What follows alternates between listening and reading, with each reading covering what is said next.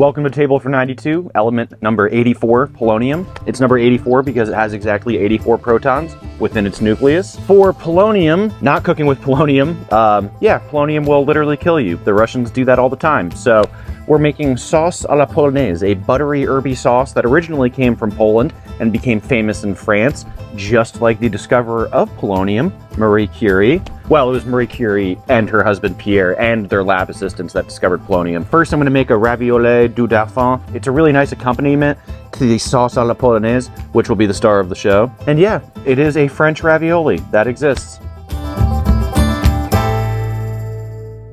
Yeah, you don't really think of ravioli as French, and well, it's not. It's Italian, but there are mentions of this kind of ravioli, being made in France from like 800 years ago. And also I had to make something to go along with the sauce à la polonaise. You always have to remember that the border between like these countries in Europe, they like moved all the time. And the people don't necessarily move when the borders move. So, there's German-speaking regions in Italy, French-speaking regions in Germany. Tons of Poles have lived in France since the 1800s, running away from the totalitarian regimes that took over Poland back in the late 1700s. So yeah, like there always have been and always will be like these migration exchanges, and people always bring their foods with them. So that's how you end up, with a French ravioli. So first off, the ravioli dough, or raviole, 1 cup semolina flour. Semolina flour is from what is called durum wheat or pasta wheat, which has this nice golden color and it's high in protein.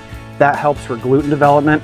Then 1 cup 00 flour, Dapier Zero. This is finely ground common wheat. In Italy and like Europe in general, the grind size for wheat kernels goes from 2 to 00, 2 being the largest and 00 being the finest. It's just really, really fine grind size, and it does not indicate like gluten or protein amounts. Mix these up,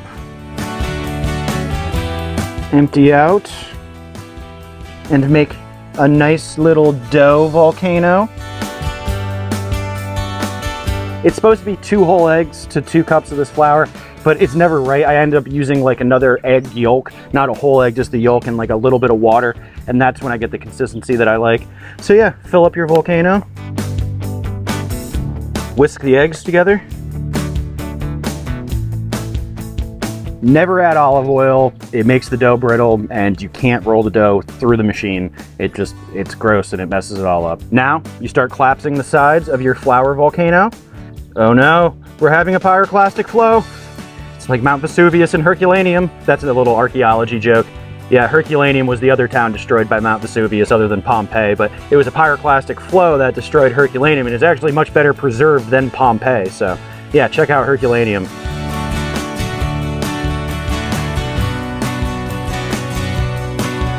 You can see it's not enough, so add another egg yolk, not whole egg. 1 egg yolk, and then a little bit of water, and I'll just kind of grab a handful, squeeze out a little bit. But yeah, mix that all up until you get the consistency. And yeah, I mean, this is all really just like from experience. Like, the first few times I made ravioli, the first few times anybody's ever made ravioli, it doesn't come out right. It's just, you got to figure out the feel to it.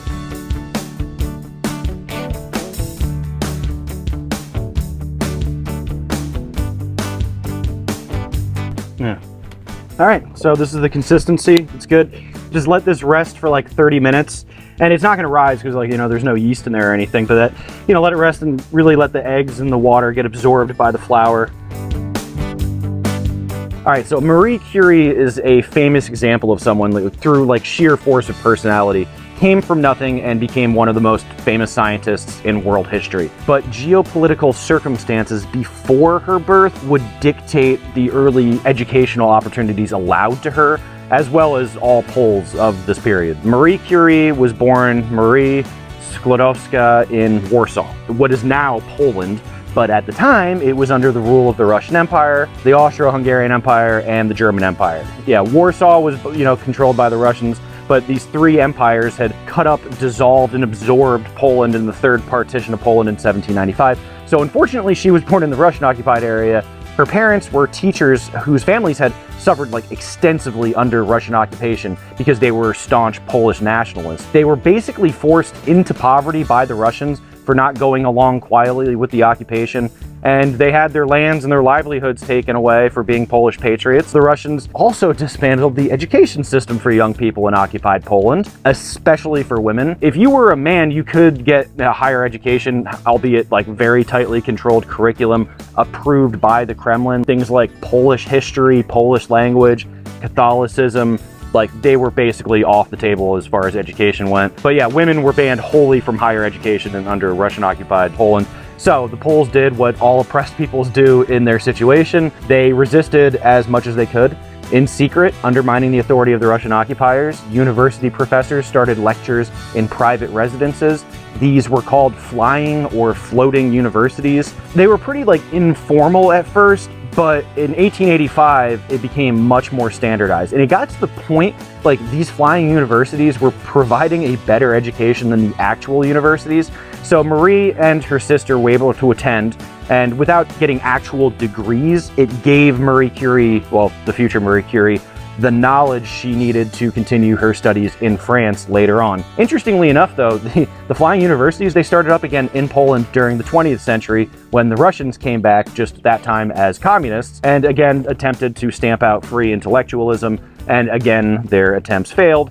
So, I mean, I wouldn't be surprised if this is still going on today in all these different countries illegally occupied by Russia. But yeah, history really doesn't seem to change all that much, especially when Russia takes control of your country. So, the Sklodowska family was extremely well educated, you know, going back generations. Even though Marie was brilliant from an early age, brilliance can only go so far. What's that old, like, Benjamin Franklin quote? Genius without education is like silver in the mine. Well, Marie had the genius and the drive and the access to education in France to make her the only person ever awarded 2 Nobel Prizes in 2 different scientific fields. But she was poor. Like, it took 18 months for her to get the funds to travel to France to study. She was working as a governess, you know, like fancy word for a homeschool teacher. She was using like every bit of free time to self-educate herself as much as she could. But yeah, she gets to Paris. She's still extremely poor. I mean, like the stories about her in these like early years in Paris are just incredible. Like, she literally couldn't afford to heat her apartment, basically lived on a starvation diet. She would collapse from malnutrition and exhaustion while like working in the lab. But her drive to learn is like, I mean, really nothing I've ever seen before. Like,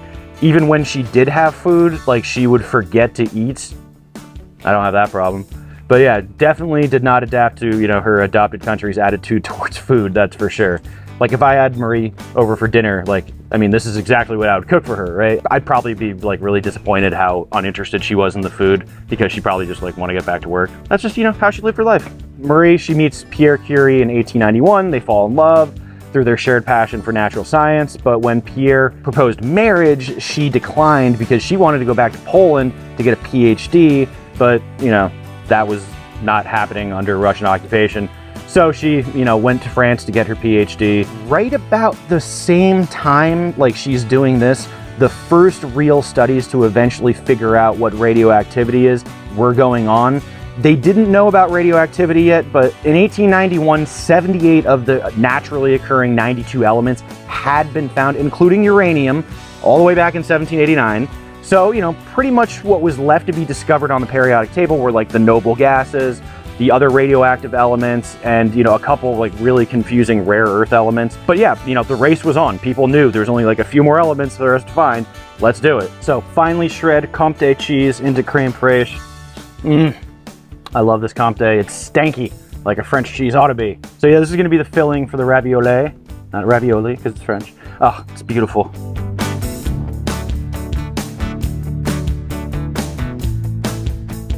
Oh, it's beautiful.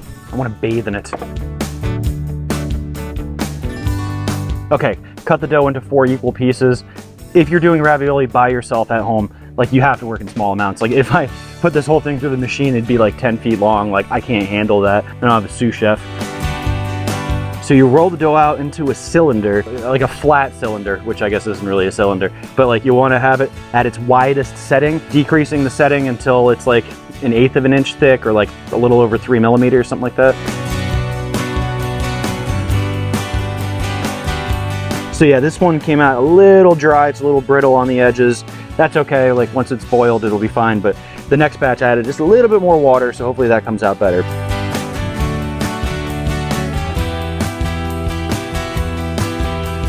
So the leftover dough, once you cut your holes, just roll that back into another cylinder, flat cylinder, put it through the machine again, keep on going until you're out of dough.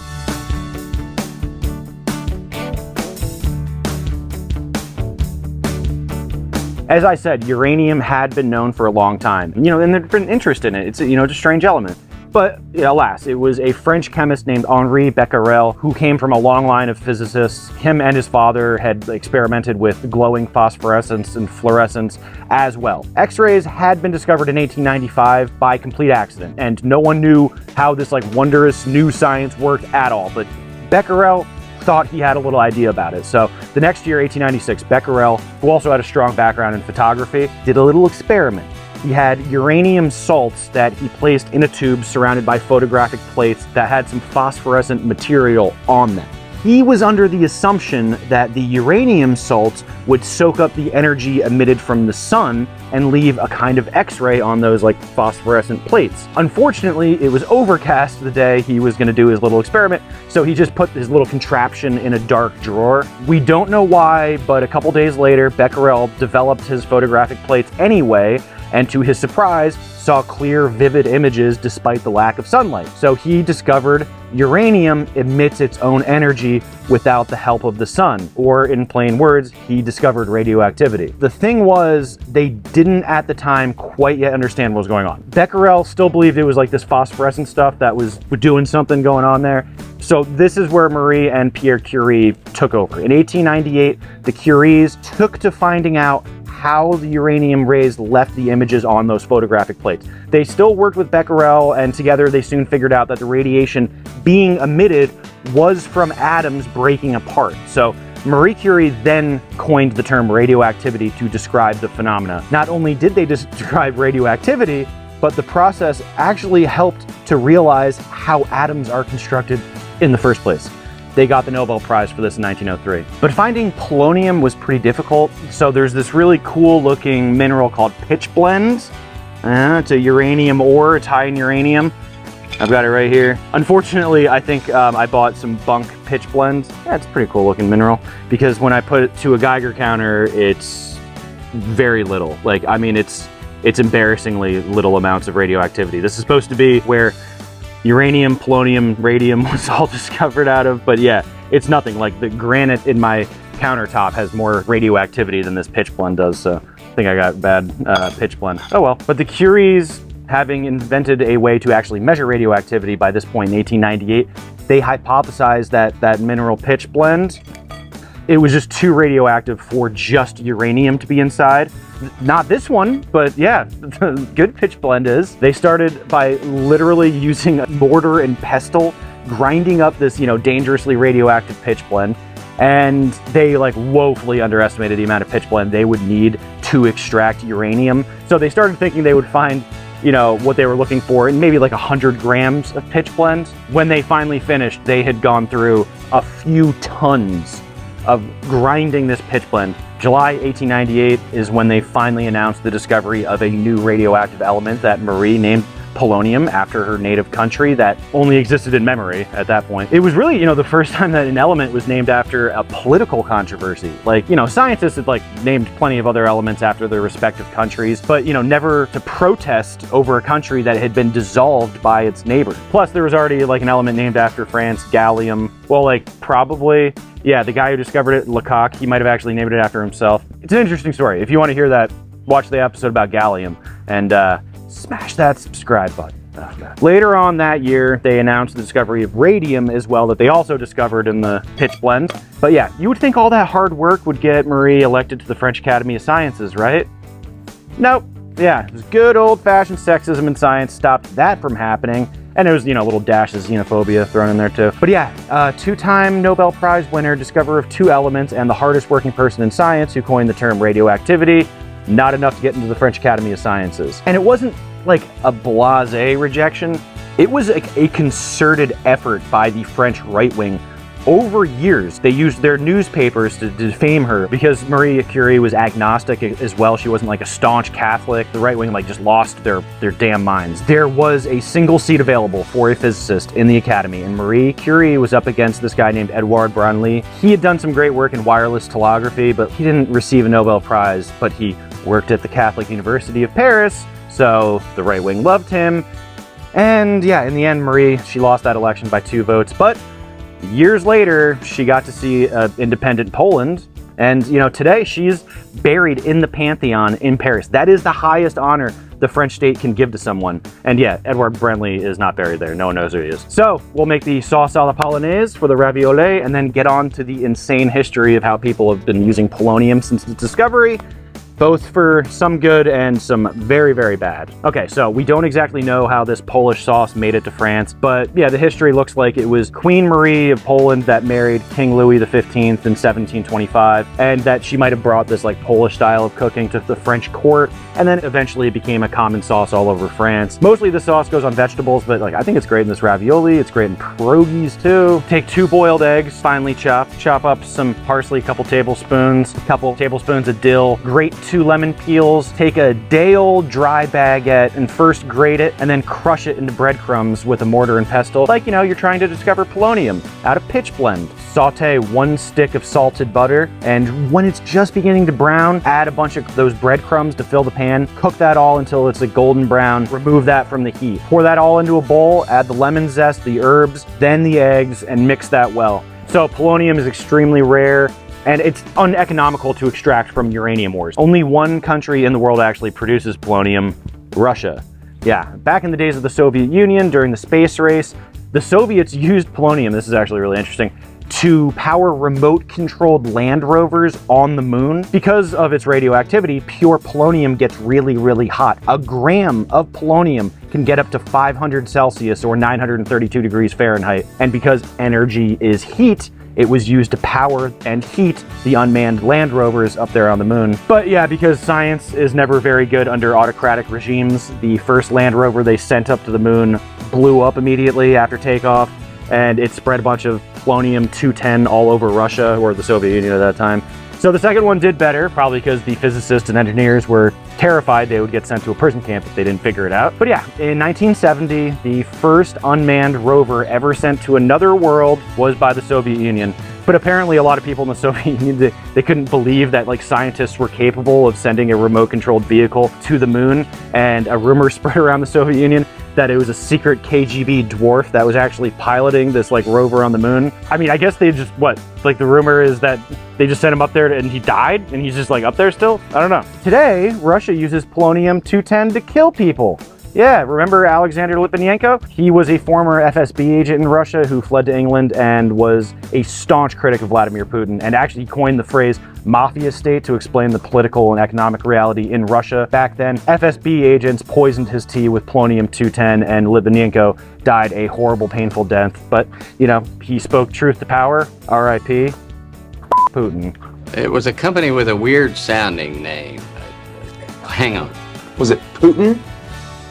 Vladimir Putin of Russia? I'd love to take that bastard down. Yes, exactly. Thank you, Andy.